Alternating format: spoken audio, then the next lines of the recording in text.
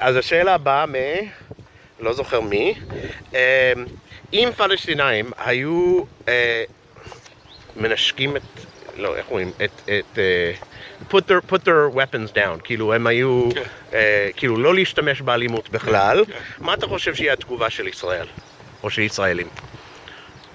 וואו, אם זה יהיה מצב כזה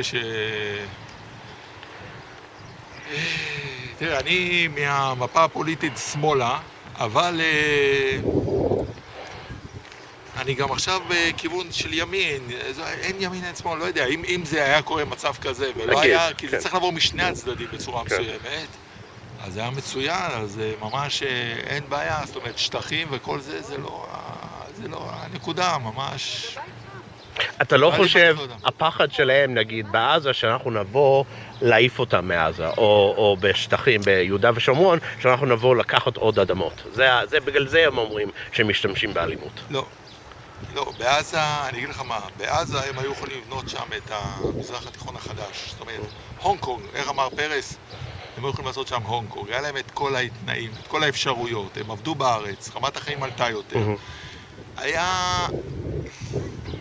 זה כמו במצרים, אני חושב, האנשים הפשוטים מאוד נחמדים, ממש מאוד מסבירי פנים, אבל מי שעולה לשלטון למעלה, אולי כתוצאה מבורות, כתוצאה אני לא יודע מה, הוא מביא אותם לקיצוניות שמע, אם בא מישהו לא רואה, היה להם את האפשרויות, זה לא שלא היה להם את האפשרויות, וכאילו, אני לא מוכן כל הזמן לתת את הלחי השנייה בדבר הזה כאן.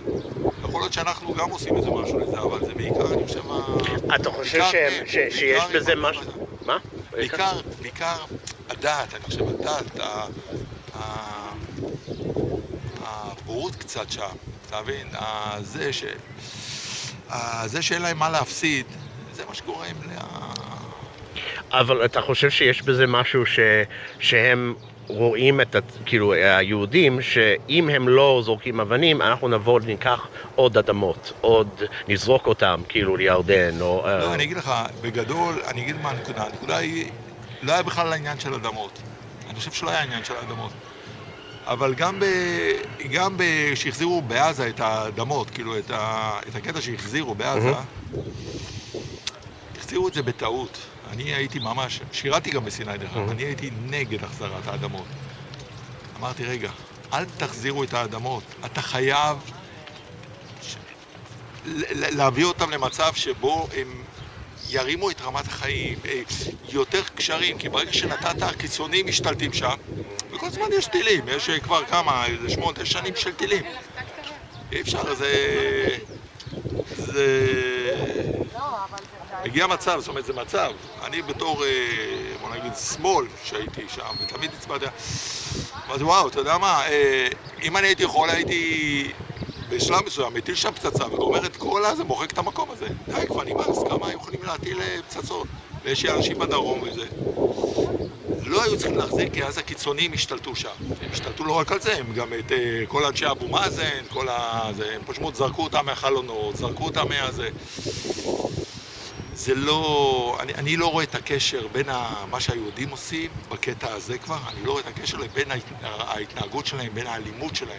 כי עובדה שגם את האלימות עכשיו רואים בצרפת, רואים בהרבה מקומות אחרים, במקומות, הרבה מוסלמים שהגיעו לשוודיה, לאירופה, לא משנה מה. יש אלימות לשמה, זאת אומרת, הם דאעש היום גם, זהו. If Palestinians put down all their weapons, what do you think would happen? I think it's a hypothetical question, so it's really hard to answer because in the Middle East nothing is hypothetical. But I think that if the Palestinians will lay down their weapons, it will be a bit easier to solve the problem. But it's also the Israelis need to adopt a different approach, not only the Palestinians. What would, first, what would you think would happen if Palestinians suddenly put down all weapons, all stones, all guns, everything? What do you think the reaction of Israelis would be? I think they're mostly going to be surprised. Okay. But I think eventually it will lead to a softer approach. The opinions are going to be less militarized. Um, I think it will be a good idea to do it, but I don't think it will happen. Okay, no, we're talking fantasy here. The question is, if Palestinians put down their weapons, do you think Israelis would take more land on the West Bank, would throw them out, would... Some parts of the Israeli society will try to take as much land as they can because some ideologies in the Israeli society are based on the big Israeli, the whole state. It includes throwing Palestinians out of the country? Yeah, but it's not the main, the ruling ideology in Israel, but some parts will want to do that. I think it's our job as the mainstream or the most powerful sector in Israel to try to defend the Palestinians as well as the Israelis from this approach. I think the more peaceful acts from both sides will happen, it will be easier to solve. אני ארצה, אני אענה. אוקיי, אם זה משהו פיקטיבי, אם הפלסטינאים יניחו את נשקם, מה אתה חושב שיקרה? זה לא יקרה. אם זה יקרה. זה לא יכול לקרות, זאת המציאות, אנחנו רוצים שזה יקרה, אבל זה לא יקרה. נגיד, פנטזיה. מה אתה חושב שאיך שיהיה תגובה? מה יהיה תגובה? שהם יהיו באזור שלהם ואנחנו נהיה באזור שלנו, הכי טוב בשביל כולם לדעתי. אלא אם כן, גם זה לא יקרה, שאם כולם יהיו ביחד במדינה אחת, אבל אם יצטרכו לעשות מה שאני עושה בתור אזרח במדינה שלי. צבא, אז לא צבא, הם יעשו דברים אחרים. אז יש בזה הרבה משקלים, זה אחר כך אם כן יהיו חברי כנסת, לא יהיו חברי כנסת. יש בזה איזו סיטואציה שכן רוצים, לא רוצים, אז אתם תהיו באזור שלכם, אנחנו נהיה באזור שלהם, זה יכול להיות הכי טוב. שני העמים, מדינה אחת, הכל יהיה בסדר. זה מה שאני מאמין. והייתי רוצה, כן? בסך הכל אנחנו בני האדם, לפני עדות ולפני הכל, ואם הולכים עוד היסטוריה, באנו מאותו אבא בגדול. אז למה אתה לא רוצה לגור איתם? אני לא אמרתי שאני לא רוצה לגור איתם. אז אמרת הם בזה שלהם? שהם יהיו באזור תראה, עוד פעם, יש שם דבר כזה שנקרא... למה? מה עם יפו? כולם גרים ביחד? כן, כולם ביחד. מה עם לוד, רמלה, כולם ביחד. אני עובד... העבודה שלי עם מעליות, יש לי מעליות באזור לוד ורמלה, וכל הבניין זה יהודים ערבים. אין בעיה, אבל אני מאמין שהם גרים... אז למה אתה חושב שזה החלום שלהם? עוד פעם, יש את העניין הזה, ההנהגה של החמאס, שוואלה, אומרים שהם טרור לכל דבר. לא מקובל עליי. נהרגים לנו חיילים, נהרגים לנו אנשי צבא. יש דברים שהם לא מתאימים. רוצים לחיות בשלום? תעשו אתם מה שאתם רוצים בצד שלכם, אנחנו נעשה מה שלנו. אתם רוצים להיות עוד בדו-קיום? תוותרו על מספר דברים, ואנחנו נוותר על מספר דברים, והכל יהיה בסדר. אוקיי, איזה מספר דברים הם צריכים לוותר? זו השאלה. אתה נכנס כבר עמוק לפוליטיקה, אני לא יודע לענות על זה. אוקיי. אני לא פוליטיקאי. אוקיי. אם אתה רוצה לענות, האם הפלסטינאים יניחו את נשקם, מה אתה חושב שיקרה? אם הם יניחו את נשקם? כן. אני חושב שכן. אתה חושב ש? כן. מה כן? מה יקרה? מה יקרה? אני חושב שבתרחיש מסוים, אם יהיה להם טוב כלכלית, יש סיכוי לא רע. לשלום אתה מקווה. אוקיי, איך יגיבו הישראלים? פתאום כולם, אף אחד לא... לא, זה לא יקרה ביום. לנגיד, זה פנטזיה, כאילו. פנטזיה? כן. אני מאמין שימי סיכוי איזה ייצוא. כמו שעשו עם מצרים שלום, שהחזירו את כל סיני בשביל שקט, אז גם בתרחיש הזה גם הסכימו. אנשים יסכימו להחזיר... לוותר על חלק מהארץ בשביל שיש... הרוב, לא כולם, הרוב יסכימו בשביל שלום. אוקיי. בסדר? אתה לא חושב שאנשים ינצלו את זה, אבל ירצו לעשות עוד נכונות? יהיה, כמו שאמרתי, הרוב המכריע לא, כמובן שחלק לא יסכימו, אבל בסופו של דבר, שלום אמיתי, מה זה שלום אמיתי? יכול להיות נשכם. בוא נגיד שלא יצהירו שהם רוצים להרוג אותנו כמו שהם עושים היום. אותך, שאלה קצת פוליטית, האם הפלסטינאים יניחו את נשקם? מה אתה חושב שיהיה התגובה של ישראל? אני לא חושב שהפלסטינאים יניחו את נשקם, זה הבעיה. נגיד פנטזיה, זה יקרה. נגיד פנטזיה, אז אני חושב שאנחנו נקבל את זה, למה בסך הכל מדינת ישראל רוצה לחיות בשלום, והיא לא מחפשת מלחמות מיותרות. אז אנחנו דווקא נשמח אם דבר כזה יקרה. אתה לא חושב שאנשים ילכו לשם, לאזורים של הערבים, וכאילו למצוא עוד אדמות ועוד התנחלויות ממש לא, ממש לא. לא. ממש לא. אני לא חושב ככה, ההפך אולי. אני חושב שזה רק יעשה טוב, ויחבר את האחווה ואת הרעות בין שתי העמים. לך תטייל קצת ביפו, תראה איך יהודים וערבים חיים בדו-קיום. אני חושב שזה רק יעשה טוב אם יניחו למלחמה בצד. זה הדעה שלי. האם הפלסטינאים יניחו את נשקם?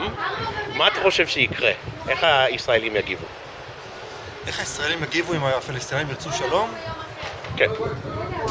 רוב העם לא יקבל את זה. אתה חושב? אוקיי. כן. שמה זאת אומרת? לא יקבל את זה. נגיד שהם חד משמעית, אף אחד לא זורק האבן. אני חושב שבדור שלנו, או אפילו בדור הבא, זה לא העם הישראלי, לא יקבל שלום מצד הפלסטינאים. אוקיי, למה? למה אתה חושב? כי זה משהו עמוק, שורשי כזה. זה יותר עמוק מעוד מסע בחירות, או עוד איזה קמפיין תקשורתי, או עוד איזה הסכם שלום, אתה יודע, עם PR חזק, שנייה. זה משהו כרגע זה... אז מה יקרה פיזית? כאילו, אתה חושב שהפחד שלהם... מה? לא יקבלו את זה, העם כאילו... פשוט לא יקבלו את זה. השאלה אם הם הלכו עוד יהודים, נגיד, לשטחים, לעשות עוד התנחלויות, לקחת עוד אדמה... אני מקווה שלא. אוקיי. אבל השאלה אם זה באמת... מה יקרה? לא יודע. כן, אם יתנו להם, כן. יש פה הרבה אנשים שהם עם הרגשה של משיחית, אתה יודע, מיסיונרים כאלה. באנו לגאול את הארץ, וזה מה שנעשה, זה מצווה, אתה יודע, מלמעלה. אוקיי.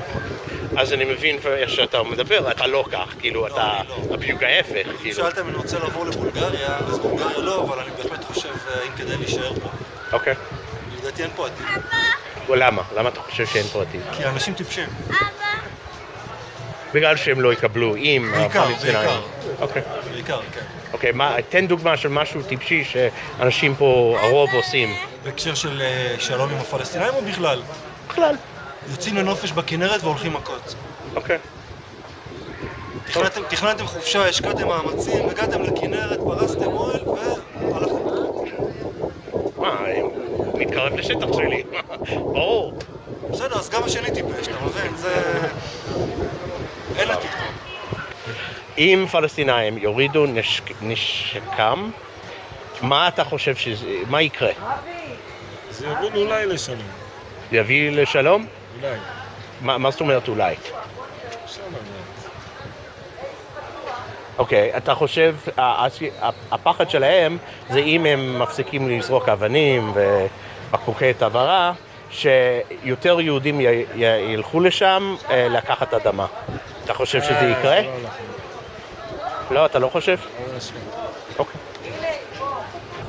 רגע, מה יקרה אם הפלסטינאים יניחו את נשקם? מה אתה חושב שיקרה? השלום יפרוץ. כן? אתה לא חושב שכאילו, לא שלי, אבל כאילו הם חושבים שאנחנו ניקח להם עוד אדמות. לא, יותר מדי כבר. אתה לא חושב שניכנס נגיד יהודה ושומרון וניקח עוד? יש לנו הרבה אדמות מספיק. אוקיי. האם פלסטינאים הניחו את נשקם? מה אתה חושב שיקרה? מה אנחנו נעשה? אם הפלסטינאים יניחו את נשקם בעתיד, מה יהיה התגובה שלנו, הישראלים? פאניקה. פאניקה? כן, כי הישראלים מבוהלים מזה שמצב רגוע, הם לא יכולים לחיות... אוקיי, ומה יקרה בתוך הפאניקה? כאילו... לא יקרה שום דבר, אבל זה יהודי. אנחנו פשוט... חושבים על כל כן, לא משנה, אם כבר התחלת מעידות, אז לא משנה מאיזה עדה, כאילו, בין אם זה פולנים ובין אם זה מזרחים, לא משנה כל הזה. אנחנו רגילים להיות במצב כנראה של לחץ, אנשים לא... שוב, אני לא מדבר על עצמי. לא, בסדר. אני מדבר על הקהל המבוגר יותר שאני מכיר בישראל, ואני יחסית צעיר, אז האנשים מבוגרים יותר, אני לא מסוגלים להבין שלווה מהי. אוקיי. לדעתי. אז מה יקרה, כאילו, פיזית? ביום שבו יניחו את נשקם? או היום אחרי? כאילו, אנחנו נלך מכות איתם, או... לא, בואו נתחיל מזה שהם יניחו את נשקם, ואנחנו עדיין... הם עדיין סגורים בתוך גדר, אז... בתוך חומת הפרדה, אז אני לא יודע איך זה קשור אלינו, אנחנו נמשיך לראות את החיים שלנו. זה לא כאילו הם יניחו את נשקם והם התחילו עכשיו לעלות על הגדרות. כי זה סותר את העובדה של יניחו את נשקם, אז זה קצת בעייתי מה שאתה אומר עכשיו. זהו, זה כל מה שיש לי להגיד לגבי זה. אז זה יישאר בדיוק אותו מצב. אתה לא חושב שנעשה... בוא נתחיל מזה שזה לא משנה מה אנחנו כרוב נחליט לעשות. שורה תחתונה זה מה המנהיגים שלנו מחליטים לעשות. נכון. אנחנו נדבר עם איראן, עם ממוצע, הוא יגיד לך, תעזבו אותי בשקט, בא לחיות את החיים שלי. אבל מה לעשות שממשלת איראן לא בא טוב עם ביבי, אז... אוקיי, אבל נגיד שיש לנו לא את ביבי ולא את כל אחד, כאילו כל המנהיגים האלה, מה, כאילו, אתה מכיר הרוב הישראלים, מה הם חושבים, מה הם ירצו לעשות? ביום שבו הפלסטינים יניחו את נשקם? כן. כלום, ממשיך את החיים שלהם, לחיות את החיים שלהם. אוקיי. אתה חושב שכאילו הפחד של למה הם זורקים אבנים? כי הם בטוחים שהיהודים יבואו לקחת להם עוד אדמות. עוד פעם? מה אתה טוען? למה הפלסטינים אומרים שהם זורקים אבנים, שזה מונע אותנו לבוא לקחת עוד אדמות. אז אם הם מפסיקים לזרוק אבנים... אני טוען שהכל כלכלי, אני טוען שאתה לא עושה משהו בלי תועלת. ילד, גם שילד משתולל לאמא בסופרמרקט תקני לי משהו, זה כי הוא רוצה שיקנו לו משהו. גם אם הוא עושה דברים שהם לא נורמליים. אפשר להפסיק את הרעיון, שנייה.